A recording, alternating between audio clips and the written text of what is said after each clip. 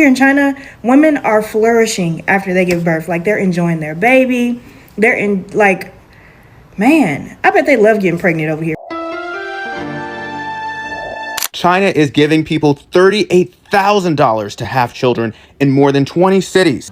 There are people who believe that if you give birth in China, this is the kind of amount you receive. As we are dismantling this propaganda, there are people out there, and yeah, I'm glad to see that Chinese aren't standing such comments about their country. They say, yes, we know that our country is better, our country is doing great, but we also have a lot to improve. But also, don't fantasize so much. You also have our struggles. This video popped up on my FYP and I was honestly shocked. As a Chinese woman, I've never heard of such high childbirth subsidy, so I did some digging. Yes, China does have different incentives in different cities to encourage childbirth, but the highest cash subsidy I could find is in Hohhot, where you can get up to 100,000 Chinese yuan, but only if it's your third child, spread over 10 years. That's nowhere near $38,000 people are claiming. Now some people might receive a decent amount from birth insurance if they've paid into it, and if their company has a high average salary. But that's not the government cash and definitely not for everyone. Most places only offer under 10,000 Chinese yuan for the first trial. That's the reality. And I also saw some people saying we have free healthcare in China. Wait, what? We pay into medical insurance monthly. It helps cover some basic costs, but it's definitely not free. I've never experienced anything close to totally free care. The internet is full of extreme takes about China.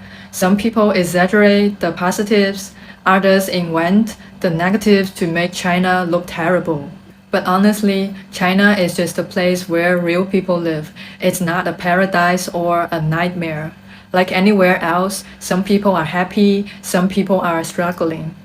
The pressure on working people here is real. And while we do have progress, there's still a lot that needs improvement. I'm proud of my country and I welcome honest praise or constructive criticism. But please, let's stick to facts, not fantasy. How much does it cost to go see a doctor in China? I get asked this question a lot in my live stream, and now it's the perfect time for me to answer that question because today I just went to see a doctor.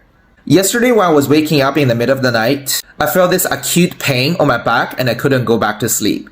So this morning I decided to go to the hospital. I paid about $4 for the registration fee. In China, depending on how good the doctor is, you need to pay a registration fee, and it can be anywhere between $1 to $20.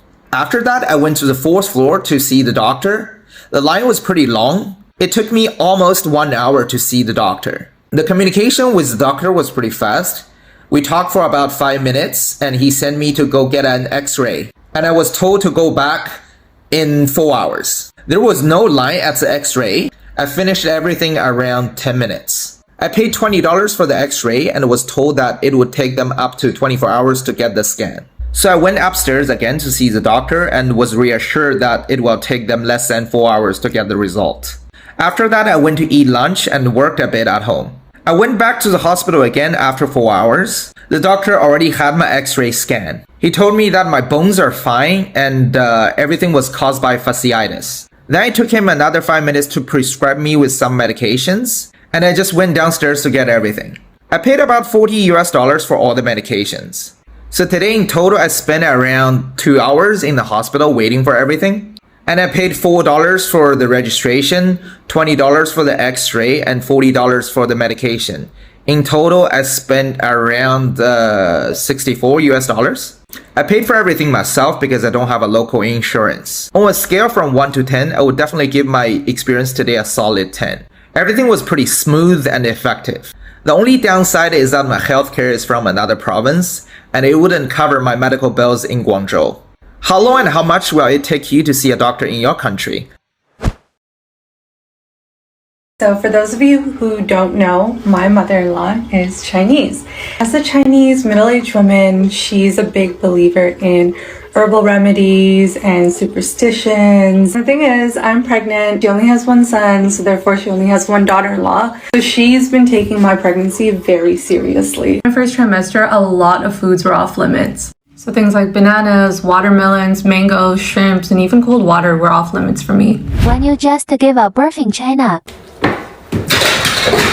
No cold water. No AC. No shower. No outside. You have to sit at home for a month after you give the birth to a baby. I'm going to tell you why women in China do not drink cold-pressed juices, especially if they're on their period, trying to conceive, or postpartum. And here's why. Fruits and veggies used in cold-pressed juicing are cold-natured or cool in traditional Chinese medicine because they're raw, they're refrigerated, and juiced without cooking or warming. But it also causes internal dampness and cold, which is 湿寒, which leads to a cold womb diagnosis, 宫寒, which leads to infertility. Are you having issues with your period pain, or struggling to conceive? Try switching to warm and hot drinks and give that a try. For more tidbits on Chinese culture, Chinese medicine, or feng shui, be sure to check out my Netflix show, Mind Your Manners, and my podcast, Mind Your Manners. I'm pregnant in China, and this is our hospital. Everyone here speaks English and gives us the best care we could ever ask for. They never make us wait long, and we get ultrasounds at every appointment. Our entire experience so far has made me feel so comfortable, and I'm very thankful for the healthcare provided here in Shanghai. During this checkup, they even gave us a tour of our delivery room, which felt more like a nice hotel room. Of course, we couldn't leave without having lunch in their cafeteria, which was actually way better than any American hospital food I've ever had. So what's my experience with prenatal care in the hospital system in China? Well, I will give you full details right now, as quick as I can. So, you have a choice between a public hospital and a private hospital here. I went with a private one just because my Chinese is kind of still elementary level. I still have my husband to come translate for me, but maybe I need more time for translations and more time for questions, and I felt a private hospital would give me a little bit more time. It's also the closest hospital to my home, so it's easy for me to get there.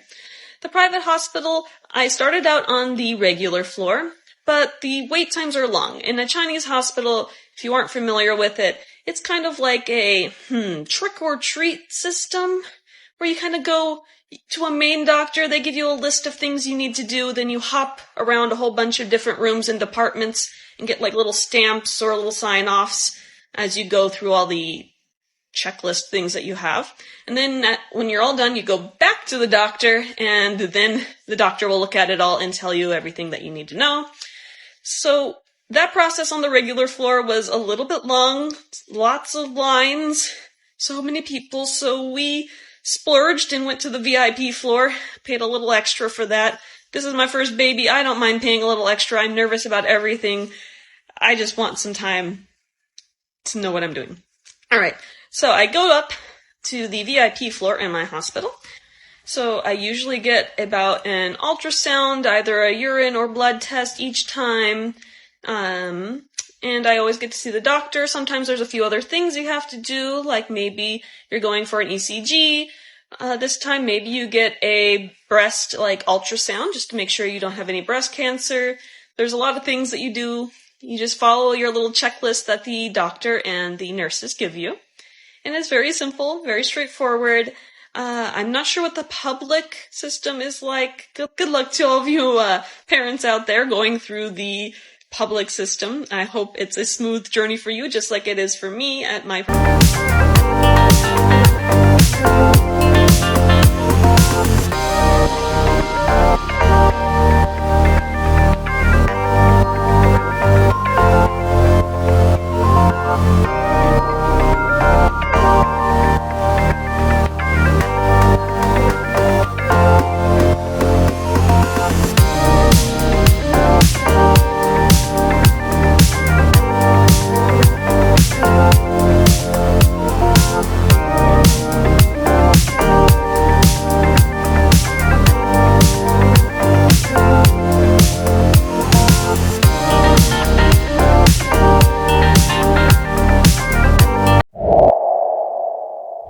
Hey everyone, it is day 5 of being a white woman living out her Chinese confinement dreams.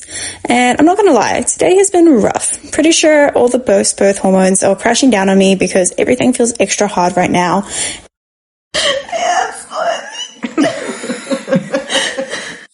Supporting my little pity party was my sweet mother-in-law serving up some confinement goodness. She even bent the rules a little bit and she gave me 2 strawberries because she felt so bad for me. And here's my husband milking me because my nipples feel like razor blades and there is no way that I was touching them. Having my boobs out in front of my mother-in-law and my husband at the same time has been a strange experience. We wrapped up the day with some pork and ginger meatballs, spinach, rice, and some herbal soup. Okay, day 5. Catch me not crying on day 6. Probably like a 8 out of 10. In Chinese tradition, there are a lot of things you cannot do after giving birth. For example, you cannot shower or wash your hair for 30 days because old generation scared that you may catch a cold, so it will hurt your qi circulation. So when the qi circulation is blocked, you may have problem like headache and it will follow you for the rest of your life. But can you imagine not washing your hair for 1 month? So in order to deal with the naughty new mummies like me, the confinement center allow you to wash your hair but with ginger water and other herbal medicines. And we can only do it 2 weeks after giving birth. And you cannot go out and blow the wind. You must stay at home, close all the windows, be as warm and peaceful as possible. And also, you cannot watch your phone or watch TV too much. Basically, just close your eyes. Don't see anything. Because old Chinese generation believe that eyes are very weak after giving birth, so you will get nearsighted very easily. Also, you shouldn't lift heavy stuff, you cannot carry your baby too long, and you cannot do housework. But I actually did almost everything. In China, many well-off families are turning to 月子中心, or postpartum confinement centers, for professional care and support during the postpartum period. These centers provide a comfortable and controlled environment for new mothers to recover and bond with their babies while adhering to traditional postpartum practices. Luxury 月子中心offer hotel-like amenities, including private rooms, 24/7 nursing care, nutritious meals tailored to postpartum recovery, and even spa treatments and massage services. Expert chefs prepare traditional postpartum dishes believed to aid in recovery and lactation, or using high-quality, nutrient-rich ingredients. The cost of staying at a luxury postpartum confinement center can range from 20,000 to 500,000 yuan, which is about 3,000 to 75,000 USD dollars, for a standard 30-day stay, depending on the level of amenities and services provided. Despite the high cost, many families believe that the professional care, modern facilities, and adherence to traditional practices offered by these postpartum confinement centers are invaluable for the health and well-being of both the mother and the baby. This is what I eat in a week at a luxury postpartum center. Every day consists of 3 meals, breakfast, lunch, and dinner, with 2 snacks in between. Think nourishing soups, herbal tonics, and dishes packed with nutrients to help mother's recovery. Guys, I've seriously never eaten better in my life. The variety is incredible, from comforting Vietnamese dishes to wholesome Western breakfasts, and even luxurious bird's nest desserts, aka a Chinese delicacy that boosts collagen and milk supply. They even have a weekly afternoon high tea session for mums to sit down together for a wholesome break. While everything focuses on postpartum healing, the flavors and presentations are next level. I mean, look at this spread. The plating itself deserves a chef's kiss. Some meals feel like they're straight out of a fine dining restaurant, while others are the ultimate comfort food. Now, if only I could take the chef home with me, or maybe they could do delivery for the next 18 years. So I live in China and I just found out some crazy information. So I just found out that giving birth in China versus giving birth in the United States is just a totally different ballgame. Tell me why I just found out that if you give birth in China, you are required by law to be at home for 90 days. And it can be extended to 150 days. Like, that is just insane. And not only that, you actually get something called a USL. And basically the USL stays at home with you, helps you with your baby, helps you breastfeed, literally helps you with everything for those whole days that you're sitting at home. And you cannot go outside. Like, that's just how it is here in China. It's just crazy, like, how different the standards and requirements are for, like, giving birth, the whole birthing experience, versus in the United States. It's like you literally have to go back to work after you give birth. Like, comment down below, like, what time did you have to go back to work after giving birth in the United States? Because I really want to know, because over here in China, women are flourishing after they give birth. Yes, how old are these Chinese moms? Here's the answer. Did you get it right? Chinese moms are often said to look younger. One key reason is Zuo Yuezi. China's traditional postpartum confinement practice. For about a month after giving birth, Chinese moms must be taken fully cared for. They must rest completely, do no chores, and eat very nutritious meals. To make things easier, China now has luxury postpartum centers like Xiyuange. Every mom enjoys a private spacious suite exceeding 5-star hotel standards. They provide premium baby care essentials so mom can focus on recovery without extra prep. There's even a dedicated nanny staying with the mom in the suite's nursery room, caring for mom and baby while teaching parenting basics. There's even a baby swimming pool for little ones to enjoy. Meals are nutritious and delicious with energizing dishes like duck, beef, and chicken soup. Moms can also relax with spa treatments, crafts, and postpartum wellness classes with other moms, all designed for comfort and recovery. In Chinese medicine system, women's body is extremely vulnerable to cold, wind, and stress after giving birth. If not cared for properly, new mothers can develop long-term health issues. But when done right, it's like a rebirth. Many women emerge healthier, more radiant, and even free of chronic ailments. How's having kids in your country? You want to travel to China for your postnatal care, or what do you think? So it's not about getting the citizenship, because we all know that it's hard to get Chinese citizenship. So if you just want to go there for comfort, so it's a good option. Why don't you travel and also try their system, try and give birth there, try and have break, try and maybe take a vacation for you to give birth and also do the rest. If at all you won't have a problem getting citizenship in your country once you're back. There is something much more exciting. You can as well access Chinese nannies from your country. I just have to do your research well, know how much it costs, and also get them to come and help you from your country. So this clip is going to tell us a bit on that. Let's talk about confinement nannies. My nanny's name is Ida, and my mom found her on WeChat, which is a Chinese social media app. You can also find your nanny through a Chinese confinement nanny agency, because then you know they're legit. My nanny cooks me meals that are part of a traditional Chinese postpartum diet. She also helps take care of the baby. During the day, Ida and I, we watch the baby together, and at night, we split the shift amongst my husband, Ida, and I. There are some confinement nannies that do everything 24/7, and the parents are completely hands-off, but my husband and I, we want to be more involved, so that way Ida gets a break, and she's happy and alert when she's taking care of our baby. Confinement nannies are not maids, so they won't be cleaning the bathroom or doing our laundry. They will do the baby's laundry, though. All right, let's talk about cost. So she cost $8,000. I'm super grateful. It was a gift from my parents. They live 2 hours away, and they couldn't help me out with my confinement like how they did with my sister. My husband's family is either far away or working. My husband also works 24/7 because he's a business owner, so I needed the help. She lives with us for 26 days, so that means it's around $307 a day. I think it's worth it because health is wealth, and I feel really great. Like, I'm not going through any postpartum depression or anything like that because I have so much support. I did have a lot of crazy anxiety and postpartum rage the first 3 days though, but I'm good now. My nanny is local to me. I'm in the Sacramento region in California, but a lot of them will fly all over the place. People will also fly out their nannies from China. So this is the other thing. Chinese confinement nannies only speak Chinese, like 99.9% of them. I serve as a translator between her and my husband. And during super chaotic times, I am speaking the wrong language to the wrong person because I'm just also sleep deprived. There are nannies for other cultures as well because my coworker is Caribbean and she hired a Caribbean nanny to help her out. There's people that say they know what they're doing, but they actually don't. So you just want to make sure you vet them correctly because there have been some horror stories with live-in nannies. All right, what else do you guys want to know?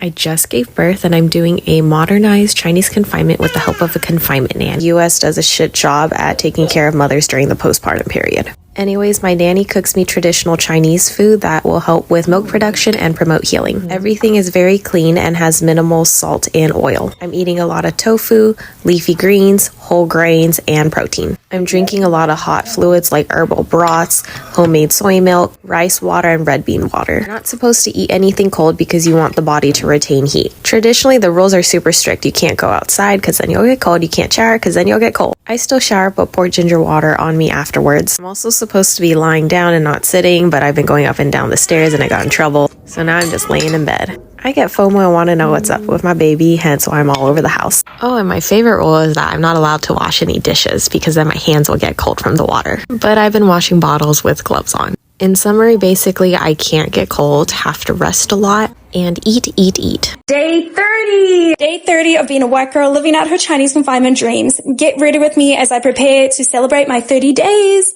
Zandre got a special gold gift from his ama and got changed into his new moon outfit. How cute is that? Well, I finished up on my own outfit. We then headed over to my parents' house for the celebration. And in the true style of our family, we had food, and more food. If you thought the confinement foods looked delicious, then just wait and see what this family can cook up. Personal favorite is the dessert and the Uncle Kue and the Kue Lapis, as well as these cute little dragon cupcakes. It was still my last day of confinement though, so I got to eat all my confinement foods while everybody else indulged in the festivities. And this little guy got some more gold gifts because he is spoiled as heck. Another tradition is to give Zandre his first little ang pao packets, which is essentially little packets filled with money for Mom and Dad might need to take out a little loan from him.